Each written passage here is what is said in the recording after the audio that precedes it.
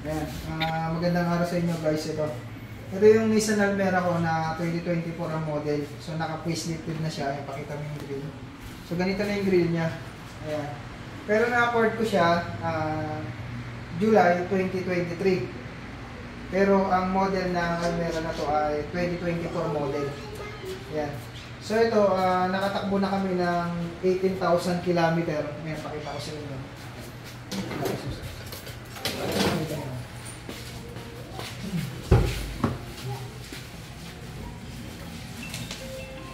Ayan. Ayun, lalabas oh. Tutok mo doon. Ayan. So 18 to 14 km na yung natakbo ng aming unit. Ayan. So kalimitan, dyan lumalabas yung ganyang issue. Yung spark plug or seal. Ayan.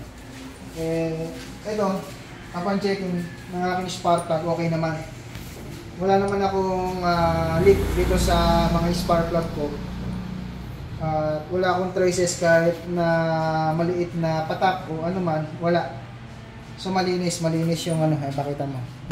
Ayan yung mga spark plug ko, malinis siya. Ayan.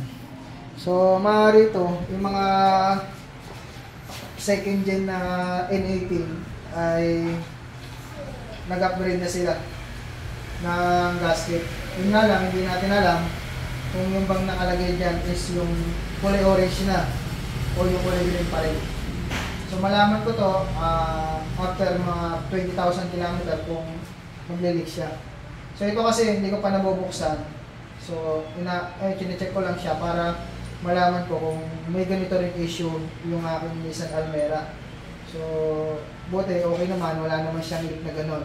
Na kahit naka 18,000 na ako okay pa rin yung aking spark plug seal, wala pa rin leak. So yun lang, maaari itong mga 2024 model ay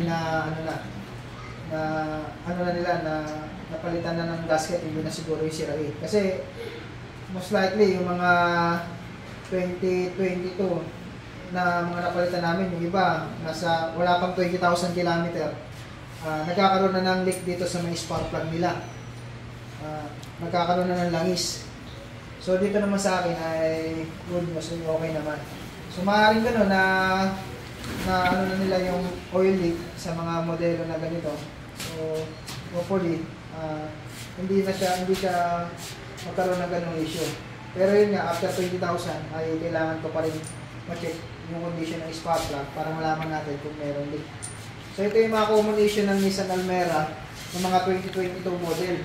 2023 nagkakaroon ng gano'n ng oil leak. So after 20,000 kilometers o 35 gano'n, nagbibigay rin ako ng video kung ano lang resolve ng aking spark plug. Kung meron ba siyang leak. Ayan. So ito guys yung spark plug ng Nissan Almera Max 2024 model. Ayan, NGK po yan. Ayan, NGK ILKAR7Q7. So ayan. Yan na po ang spark plug ng Nissan Almera. Yan. So iridium na po to. Yan. Iridium na po tong spark plug. Yan, na original. So yan. Sa pagpapalit nito guys ay ayan. Tatanggalin nyo lang yung mga nasa ibabaw nito. Tapos ma-access nyo na yung tatlong spark plug. Makikita nyo na. So ayun lang guys, i-share ko lang sa inyo tong Nissan Almera ko na okay pa naman yung spark plug na upon checking ko ngayon. So ayun lang.